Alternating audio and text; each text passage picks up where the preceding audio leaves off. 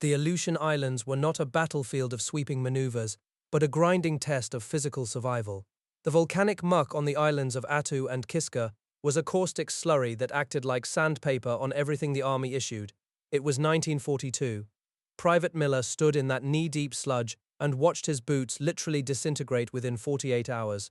These were the Garrison Standard Service shoes, a design that had changed little since the First World War. They were built for the manicured lawns of a military post, held together by water-soluble glues and stitching that could not withstand constant immersion. As the moisture soaked into the leather, the soles peeled away from the uppers.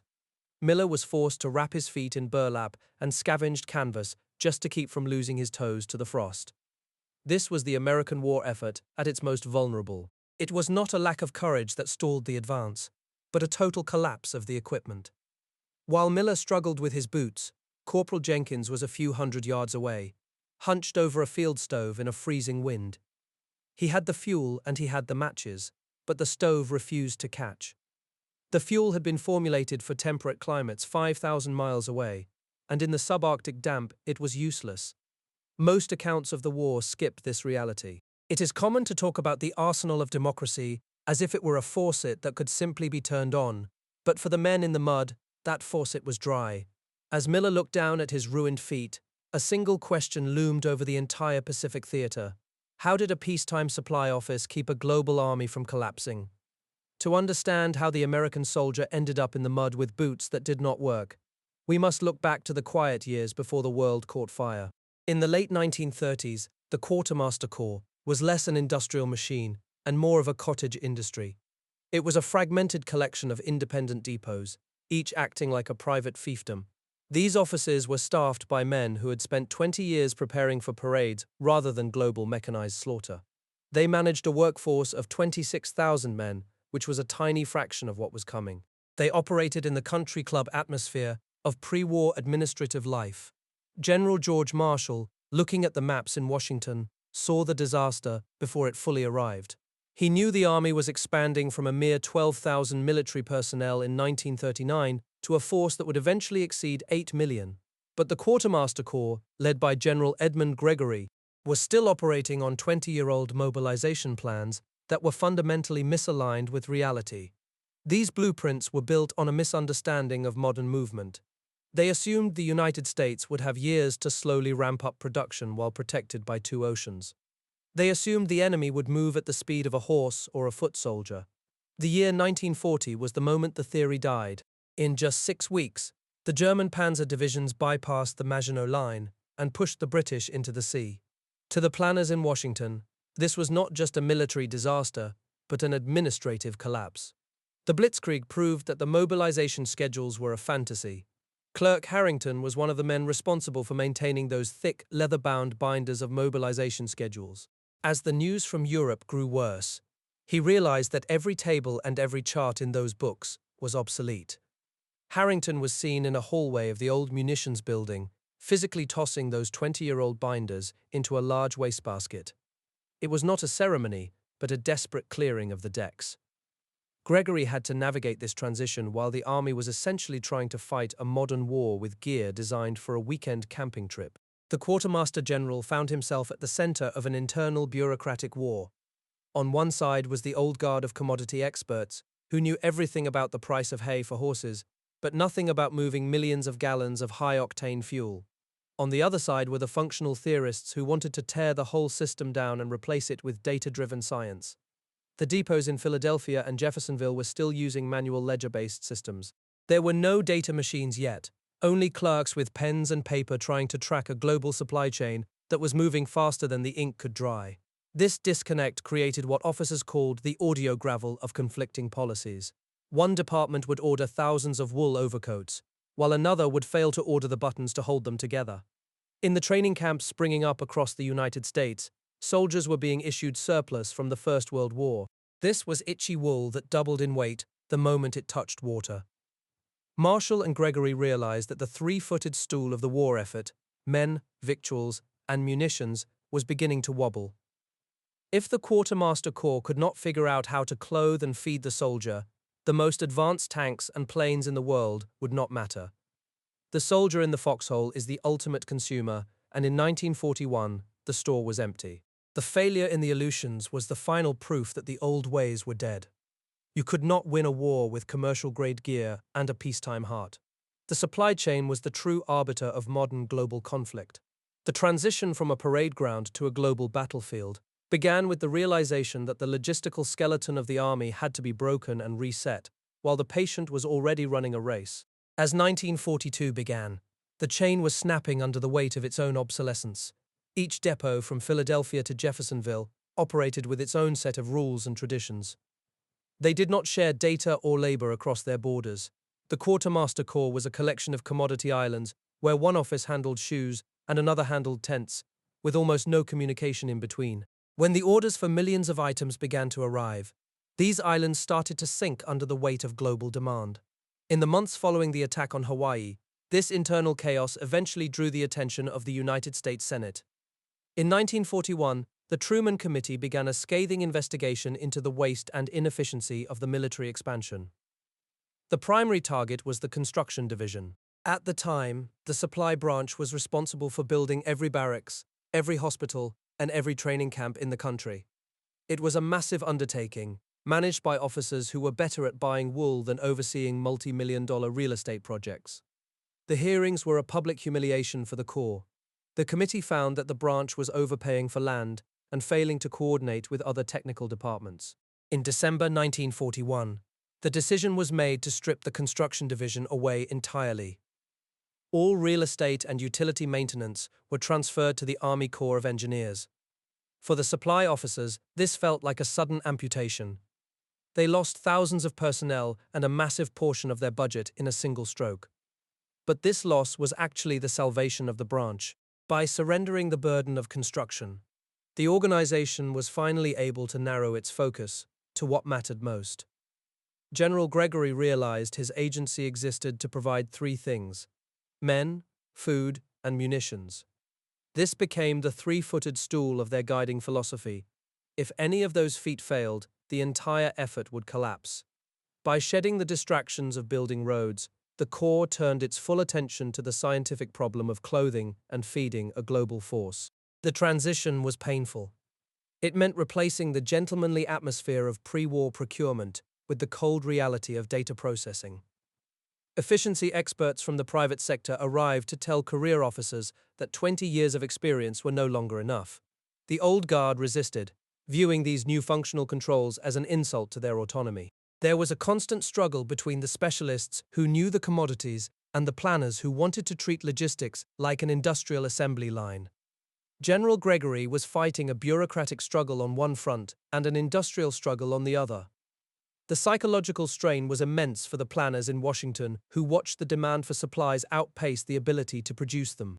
With the old plans in the trash, the Corps had to reinvent itself while the factory whistles were already blowing. The era of the country club was over.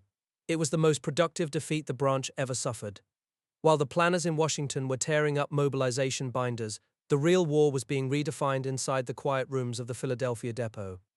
This is a story of thread counts, seam construction, and the physics of moisture. To understand how the American soldier survived the winters of 1944 and 45, one must look through a microscope. Technician Vance was one of the specialists in Philadelphia who spent his days staring at the building blocks of the war effort. He was not looking at bullet trajectories, but at a wicking seam.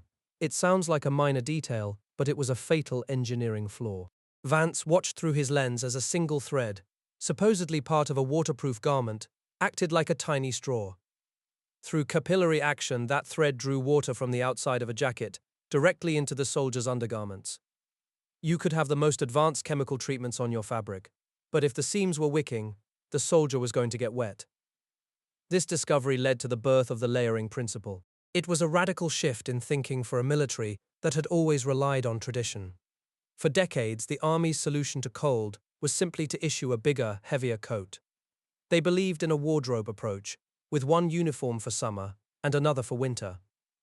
But the scientists in Philadelphia realized that a single heavy garment was a disaster in mobile warfare. Private Shaw was one of thousands of men in training camps who were still being issued the standard heavy wool overcoat. On a dry day, that coat was a 10-pound burden, but Shaw found that the moment it started to rain, the wool acted like a sponge. In a training trench, Shaw shivered as his coat absorbed 4 pounds of rainwater, effectively doubling its weight. It did not just make him tired, it actively sucked the heat out of his body. When he moved, he sweated, and that moisture stayed trapped against his skin. The moment he stopped moving, his core temperature would plummet. The scientists at the Philadelphia depot argued that the soldier should not wear a coat, but a system. They wanted to replace the heavy overcoat with a series of modular layers, a wind-resistant shell, a wool sweater, and a flannel shirt. This allowed the soldier to trap air for insulation and shed layers to prevent the sweat that leads to freezing. But even as they perfected the system, they ran into the reality of industrial failure. One of the most promising innovations was the cushion sole sock. It was designed with a thick loop on the bottom to provide padding and wick moisture away from the foot. It was supposed to be a miracle of hosiery engineering. The tests, however, were a disaster. Because the chemical treatment meant to prevent shrinking had not been perfected, the socks reacted violently to the hot water of military laundries. After just 1 week of field use, the high-tech socks felted. They turned into a hard, thick mass of wool that was 2 sizes too small. For the men in the field, this was a physical hazard. A sock that shrinks and hardens constricts blood flow and creates pressure points that lead to infection. The laboratory revolution proved that even the best intentions could fail at the moment of contact. The laboratory was where the limits of the planet finally met the demands of the war. The scientists realized that a soldier's survival depended on tiny, calculated decisions. They scrutinized the way a button was stamped and the way a fiber reacted to boiling water. The era of casual procurement was over, replaced by a world where every millimeter of thread was measured for its impact on the human body. While the specialists in Philadelphia studied the friction of thread, the raw materials of the world were vanishing.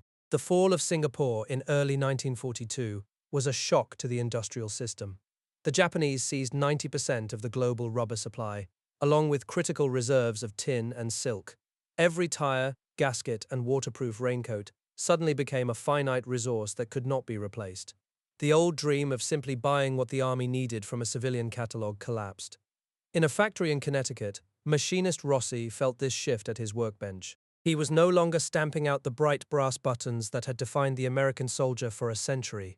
The nation's brass supply was gone, diverted into the millions of shell casings required for the artillery. Rossi had to recalibrate his heavy presses to work with plastic and stamped steel. The shiny gold of the parade ground was replaced by a dull, utilitarian olive drab. The brass had gone to war. Copper requirements reached 2.5 million tons against a failing supply. In research centers, engineers obsessed over field ranges to remove every possible ounce of critical metal. They saved 50,000 pounds of nickel in a single cycle just by switching the metal used for identification tags. This transition from conservation to reinvention was most visible in the race for synthetic fibers. Before the war, parachutes were made of silk, and that silk came from Japan. The answer was nylon, but in 1942, nylon was still an experimental polymer. It was a struggle won in ounces. Chemist Stein stood in a silent lab, stretching a single strand of this nylon between 2 metal clamps. He pulled it until the fiber was under such tension that it hummed like a violin string. To Stein, this was not just a textile, it was a life-saving shroud line. But the supply of this new material was small, and the competition for it was fierce. The air forces needed it for parachutes, while supply officers wanted it for mountain ropes and bootlaces. The army was forced to become the primary driver of American industrial chemistry. When rubber disappeared, they used synthetic resins for raincoats. When they ran out of down for sleeping bags, they used a mixture of chicken and turkey feathers. They used sisal and cotton to replace the strong fibers needed for ropes. The supply branch was no longer just buying gear, it was inventing the materials to make that gear possible. The casual atmosphere of the pre-war years was gone. The parachute lines held the weight.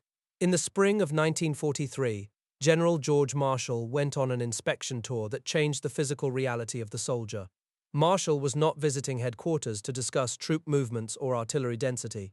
He was visiting the front lines to look at feet. He had seen the reports from the Aleutian Islands, where the weather had killed more men than the enemy. Out of 2,900 casualties during the campaign for Attu, 1,200 were caused by exposure and trench foot. Marshall realized that a garrison mentality was still dictating the equipment of the combat soldier. He saw men wearing low-quarter leather boots designed for the barracks and watched as they disintegrated in the wet mountains. During a conference after his inspection, Marshall did not offer a suggestion. He issued a decree. He declared the current service shoe unfit for field use. This moment broke a bureaucratic logjam that had existed for years. It forced General Edmund Gregory to bypass the traditional cycles and move directly into the production of a real combat boot. Marshall understood that a soldier who could not walk was a soldier who could not fight. He looked at the mud instead. But while Marshall's word was law in Washington, tradition was a hard thing to kill in the field. The story of the American uniform hit a wall of institutional resistance in Europe. This resistance was led by General Robert Littlejohn, the chief supply officer for the theater. Littlejohn believed in the psychological power of a soldier who looked sharp and professional. While researchers in the States perfected the layering principle, Littlejohn pushed for a short wool jacket modeled after the British style. This became known as the Ike jacket. His preference for this wool garment meant that the scientific wind-resistant field jackets were often held back in warehouses. He viewed the new equipment as something to be saved for leave, rather than used in the mud. This created a tragic disconnect during the winter of 1944. The supply headquarters had developed a system to keep a man dry and warm, but commanders in the field clung to a dress code philosophy. It left thousands of men shivering in thin wool overcoats that doubled in weight when wet. The theater command could not let go of the aesthetic of the parade ground. The wool sponge stayed on their backs. This failure to adapt to the new reality of war was not limited to the infantry. It extended to the thousands of women who had joined the effort, only to find the military still viewed them as an administrative afterthought. The safe, dry rear area that pre-war planners had envisioned had vanished. In a modern mobile war, the hospital was often as dangerous and as muddy as the foxhole. Nurse Calloway was one of the women living through this oversight. She was stationed in a field hospital where the mud was a constant physical obstacle. The army had not designed gear for her. They simply issued the same heavy uniforms and oversized coats intended for men. To the planners in Washington, standard issue meant one size for one gender. Nurse Calloway struggled to move between tents as her hem dragged in the thick muck of the camp. In a moment of pragmatic desperation, she took her surgical scissors and hacked 6 inches off the bottom of her heavy field coat. It was not about fashion. It was about the basic ability to walk through a ward without tripping over her own equipment. The indignity of a nurse, in an oversized uniform, or a soldier with rotting boots, was not just a matter of comfort. It was a failure of the logistics branch to realize that every person in the theater was now a combatant in the struggle against the environment. The shock of the Aleutian campaign in 1942 had evolved into a systemic fatigue, where the scale of the war made it difficult to see the individual human being inside the uniform. Marshall's inspection had forced the first cracks in this rigid system, but the friction between the researchers and the traditionalists continued to claim toes and fingers in the frost. It proved that you could build the most advanced industrial machine in the world, but if the leadership was still fighting for a parade ground aesthetic, the soldier would pay the price. The supply chain was becoming a science, but the practitioners were still learning that in a total war, there is no such thing as a rear area garment. Every stitch was a tactical decision. To understand how the American Army finally moved from a collection of independent offices into a single unified machine, we must look at the winter of 1944. This was the moment when the theoretical brilliance of the research labs collided with the stubborn traditions of the high command in Europe. The result was a logistical bottleneck that left millions of pieces of life-saving equipment sitting in warehouses while men on the front lines were freezing. The centerpiece of this conflict was the new field jacket, a 4-pocket garment designed around the layering principle. It was the most scientifically advanced piece of clothing the Army had ever produced, built to be wind-resistant and modular. But when it arrived in the European theater, it met a wall of resistance from the chief supply officer, General Robert Littlejohn. Littlejohn did not see a uniform as a piece of technology. He saw it as a symbol of discipline. He famously hated the look of the new jacket, believing it looked unsoldierly and lacked the sharp silhouette of the British-style wool garments. Because the theater command did not like the look of the new gear, they treated it as a special issue item rather than a standard one. They created a psychological stigma where soldiers viewed the jacket as something to be saved for leave, rather than something to be worn in the mud. This was not just a matter of taste. By February of 1945, 2,100,000 of these jackets were sitting idle in European depots.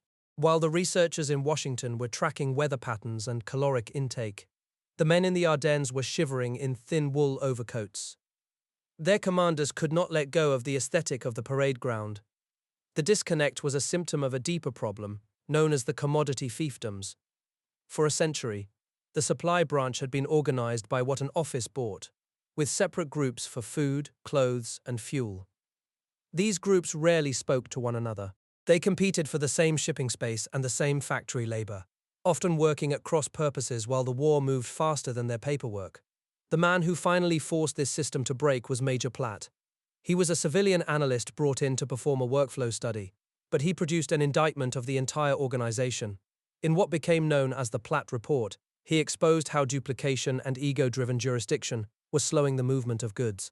He found that the branch responsible for food was running its own independent research labs, completely isolated from the branch responsible for the trucks that had to carry that food.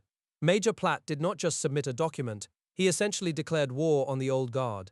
He slammed the Platt report onto a mahogany desk in front of the ranking officers, refusing to leave the room until they acknowledged the danger of these isolated commodity islands. He argued that the Corps had to move to a functional model where one division handled all procurement and another handled all distribution. It did not matter whether the item was a boot or a box of crackers. You could not manage a 10 million man army with the administrative habits of a local hardware store. The internal struggle was visceral. Career officers who had spent 20 years building their expertise in a single commodity felt their authority being stripped away by efficiency experts. The charts replaced the traditions. General Edmund Gregory had to mediate this civil war, while the requisitions for the invasion of Europe were already being processed. He realized that the functional theorists like Platt were right, but he could not dismantle the engine while the car was moving at 60 miles an hour. He began a slow reorganization, creating executive assistants to act as the oil in a machine that was constantly overheating from internal friction. This is the part of the story that most accounts skip. The real victory was won in the files and the organizational charts. By forcing the food specialists to talk to the transportation specialists, the Corps finally began to function as a single, high-velocity transit hub. They replaced manual ledgers with mechanical data processing to track a single crate from a factory in Detroit to a beachhead in the Pacific. The internal war was won on paper in Washington, just as the real winter of 1944 began to bite. The machine was finally unified, but the friction of the old ways had already exacted its price in the cold. Now, return with me to that frozen foxhole in the Ardennes in the winter of 1944. The timeline has finally caught up to the freezing nights of the Bulge, but the scene in the woods has fundamentally changed since the early disasters in the Aleutians. The American soldier is still cold, and he is still fighting in the mud, but the logistical skeleton behind him has finally hardened into a functional machine. The conflicting procurement policies and the commodity fiefdoms that paralyzed the early war effort have been largely dismantled. Sergeant Hawkins sat in a frozen Ardennes foxhole, but unlike the men on Attu 2 years earlier, he was not watching his boots fall apart. He was pulling on a pair of dry M1943 combat boots. These were not the garrison standard shoes of 1942. They were the result of the top-level investigation forced by General Marshall and the scientific rigor of the Philadelphia research labs. The leather was treated to resist the constant, freezing damp, and the high-top design eliminated the need for the cumbersome canvas leggings that had once contributed to so many cases of trench foot. The gear was finally working with the soldier rather than against him. To understand why this mattered, you have to look at the layering principle in its final, realized form. The 2,100,000 field jackets that had been sitting idle in European depots because of administrative friction had finally been released. Hawkins was no longer wearing a single heavy wool overcoat that doubled in weight when it got wet. He was wearing the modular system, a wind-resistant shell over a wool field jacket and a flannel shirt. This allowed him to manage his own body heat, shedding layers during an advance to prevent the sweat that would later freeze when he stopped to dig in. The wicking seams that had once drawn water into a soldier's core had been re-engineered. The supply chain had finally provided a solution that prioritized the soldier's physical integrity over the aesthetic of the parade ground. A few yards away, PFC O'Malley was dealing with a different kind of logistical victory. He was chipping at a frozen K-ration chocolate bar with his bayonet, sharing the shards with a man who had not eaten a hot meal in 48 hours. This ration was not just a box of food. It was a highly calibrated fuel source, designed by scientists who had fought for their autonomy to protect the nutritional density of the soldiers' diet. O'Malley did not need a field stove or a complex kitchen setup to stay alive in the snow. The Quartermaster Corps had successfully condensed the food supply into a pocket-sized box that could survive being dropped from a plane or submerged in a swamp. The man in the foxhole was no longer fighting a two-front war against the enemy and his own equipment. The German forces facing Hawkins and O'Malley were often better trained and occupied better defensive ground, but their logistics were collapsing. While the Americans were receiving standardized, high-tech cold-weather gear, many German units were still relying on horse-drawn supply wagons and civilian-grade wool that offered little protection against the Ardennes winter. The American advantage was not just in the number of tanks or planes, it was in the fact that the soldier was no longer fighting his own gear just to stay alive. How did a peacetime supply office keep a global army from collapsing? The answer is revealed in a simple gesture. Sergeant Hawkins pulled on his dry, standardized combat boots and stood up to join the advance. That was the answer. The desk finally listened to the foxhole. The human cost of this transition was high. It was paid in the physical toll on the men who had to test prototype gear in cold chambers and the planners who worked under the relentless pressure of a global war. But by 1945, the Quartermaster Corps had established the modern paradigm of military logistics. They had proven that the ability to manage the flow of goods was as decisive as the ability to maneuver troops.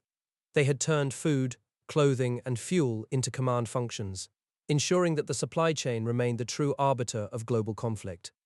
Years later, a veteran might look at a simple plastic button on a modern jacket and see nothing more than a utilitarian fastener. But those who lived through the transition know that every plastic button, every synthetic lace, and every rot-resistant seam was a hard-won victory in a silent war of materials. That button was once a desperate solution to a vanishing brass supply, a symbol of a nation that learned to substitute ingenuity for raw resources. Today, the foundation built by those officers and researchers remains. We close on the face of a modern quartermaster trainee, holding a pair of boots, realizing he is standing on a foundation built by men who refused to let the machine collapse. If your father or grandfather served in the Quartermaster Corps, or if he was a soldier whose life was saved by a dry pair of boots or a cold-weather jacket, I would be honored to read his story in the comments below. The unit, the depot, or the specific piece of gear he swore by are the details that truly matter. Those small personal memories are the actual record of what happened in those years, and they deserve to be preserved. There are many more stories of the hidden machine left to tell,